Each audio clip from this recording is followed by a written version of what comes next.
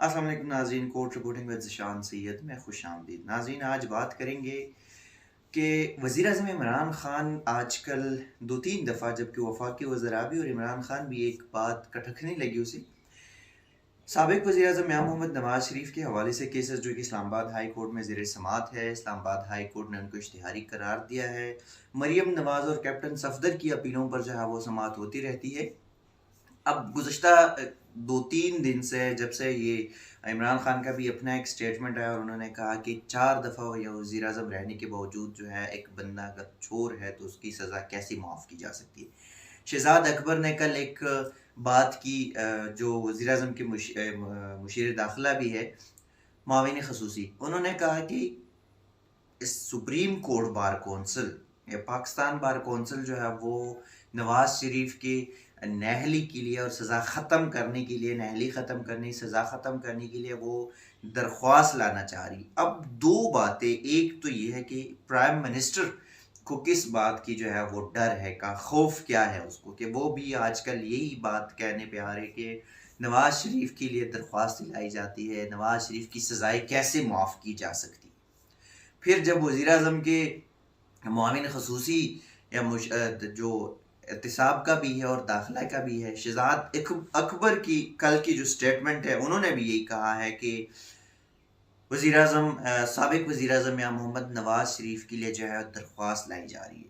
اب یہاں پہ سوال تو یہ ہے کہ پاکستان بار کونسل کا اس درخواست سے کیا تعلق ہو سکتا ہے؟ کیا پاکستان بار کونسل، جو کہ اس میں پورے ملک بھر کے جو لائرز کمیونٹی ہے، بڑے بڑے وکلاء ہے، کیا وہ صرف نواز شریف کے لیے ہی ایسا کچھ کر سکیں گے؟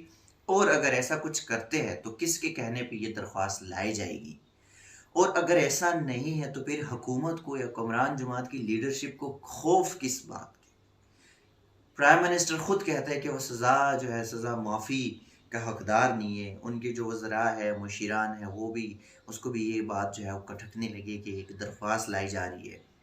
ابھی تک کوئی درخواست آئی تو نہیں ہے، لیکن حکمران جماعت کی جانب سے ایک پروپیگنڈا جو ہے وہ ایک بات کہنا شروع کیا گیا۔ دوسری جانب نواز شریف کے ساتھ لندن میں جو ملاقاتوں کا سلسلہ ہے وہ بھی شروع ہو چکا ہے۔ نواز شریف کے ساتھ لندن میں ملاقاتوں کا سلسلہ شروع ہو چکا ہے۔ کچھ دنوں پہلے جو ہے وہ ایاز صادق گئے تھے وہاں پہ، اور ذرائع کے مطابق کہ نواز شریف نے ان کو اتنا کچھ خاص ٹائم دیا نہیں تھا، لیکن پھر جب ملاقات ہو گئی تو جاتے جاتے ان سے کوئی بات ہو گئی ہے۔ اب ایک دفعہ پھر جو ہے وہ یہاں پہ لندن پلان، جو ہمیشہ پاکستانی سیاست کا حصہ ہوتا ہے، ایک بار پھر سے لندن پلان جو ہے وہ ہونے جا رہا ہے اور لندن میں پلان کیا جا رہا ہے، اور عنقریب کوئی نہ کوئی فیصلہ جو ہے وہ ممکن ہے کہ آ جائے۔ جس طرح یہاں کے جو ماحول کو دیکھ رہے اور پولیٹیکل جو پاکستان میں موسٹلی ہم کہتے ہیں پولیٹیکل انجینئرنگ یا پولیٹیکل بارگیننگ، وہ پولیٹیکل بارگیننگ جس سمت میں جا رہی ہے تو اس کو ہم ڈیفینیٹلی کہہ سکتے ہیں کہ ہاں کچھ ایکسپیکٹڈ ہے، کچھ انہونی جو ہے وہ ایکسپیکٹڈ ہے، کہ ایک طرف وزیر اعظم عمران خان اور ان کی وزراء مشیران جو ہے وہ اس بات کو، ان کو اس بات کا علم کہاں سے آیا، کیسے، کس بنیاد پہ یہ کہتے ہیں کہ نواز شریف کے لیے کوئی درخواست جو ہے وہ لائی جائے گی، اور اس درخواست پہ، اور وہ بھی پاکستان بار کونسل جو ہے وہ اس درخواست کا حصہ ہوگی۔ کہاں سے انفارمیشن ہے، کیسے ہے، یہ خوف ان کو کہاں سے ہے؟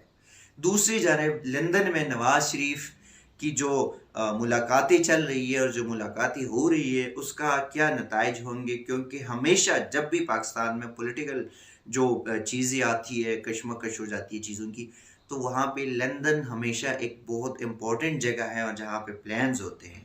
2013-14 میں جب عمران خان کہ الیکشن کے بعد جب انہوں نے دھرنا کرنا تھا تو اس کے بھی حوالے سے بھی کہا جا رہا تھا کہ یہ بھی لندن پلان کا حصہ ہے۔ طاہر القادری اور عمران خان کی وہاں ملاقات، پھر یہاں پہ دھرنا، اس حوالے سے بھی تھا۔ پھر نواز شریف کا جو ہے لندن جانا اور وہاں پہ بھی ان کی جو ہے نا یہاں پہ ملاقاتیں کرنا اور کچھ ڈیسیژنز لینا، ان کے مطابق یہ بھی لندن پلان کا حصہ ہے۔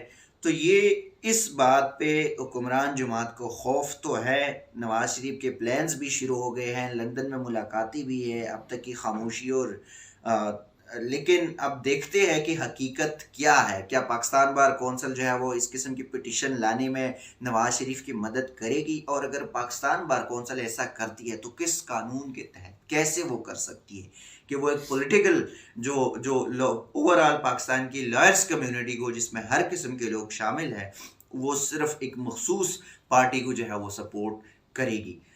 دوسری جانب ایک جو بلدیاتی انتخابات کے حوالے سے بھی بات کروں گا. خیبر پختونخوا کا پہلا مرحلہ جو ہوا اس میں حکمران جماعت کو بڑا اپسیٹ ہوا. شکست کے بعد عمران خان نے جو پارٹی کی مکمل جس نے لوکل سے لے کے مرکزی سطح کا جو ان کے کیبنٹس ہوتے تھے پولیٹیکل جو تحریک انصاف کے وہ سب کو تحلیل کر دیا.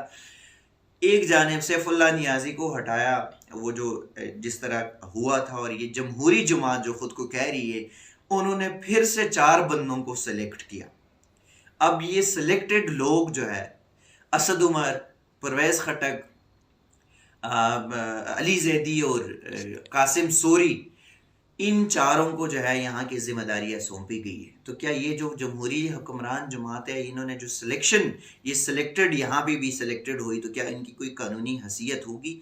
دوسرا ایک اہم نقطہ یہ کہ خیبر پختونخوا میں لوگ سوال پوچھتے ہیں کہ مولانا فضل الرحمان کیسے لیڈ کر گئے، کیونکہ مولانا کی سٹرینتھ وہ نہیں ہے کہ وہ خیبر پختونخوا میں اس قسم کی وہ سیٹس جو ہے وہ لیں گے. تو ایک چھوٹا سا نقطہ یہاں پہ میں ضرور بتانا چاہوں گا کہ ہماری اس وقت پاکستان اسٹیبلشمنٹ گورنمنٹ اور افغانستان طالبان کے درمیان تعلقات اس حد تک بہتر نہیں ہیں، کیونکہ وہ ہمارے اسٹیبلشمنٹ افغان طالبان ہمارے اسٹیبلشمنٹ پر اب اس قسم کے بھروسے نہیں کرتے اور طالبان کو طالبان کے ذریعے ہی کنٹرول کیا جا سکتا ہے. مولانا فضل الرحمان اس کڑی کا ایک حصہ ہے اور آپ لوگوں کو پتہ بھی ہے، آپ لوگوں نے دیکھا بھی ہوگا کہ OIC اجلاس جب اب پاکستان کے اسلام آباد میں اس کا اجلاس منعقد ہوا تو وہاں کی وزیر خارجہ امیر متقی خان کے مولانا فضل الرحمان سے ان کی رہائش گاہ پر ملاقات ہوئی تھی. اور اس OIC اجلاس کے بعد افغانستان کے وزیر تعلیم جو ہے وہ بھی خصوصی دورے پر مولانا فضل الرحمان سے ملاقات کے لیے ہی آئے تھے پاکستان. تو 2 فیکٹس ہے کہ مولانا فضل الرحمان کو اس لیے لایا گیا کہ طالبان کے ساتھ مذاکرات کرے کیونکہ طالبان ان کی بات مانتے ہیں. اور جو دوسرا مرحلہ ہے کہ ابھی خیبر پختونخوا کے بلدیاتی انتخابات کا اس میں بھی مولانا فضل الرحمان کا پلڑا جو ہے وہ بھاری ہوگا. ناظرین اب تک کے لیے اتنا ہی. مزید خبروں اور اپڈیٹ سے آپ تک آگاہ کرتے رہیں گے. تب تک کے لیے دیجیے گا اجازت. اللہ حافظ.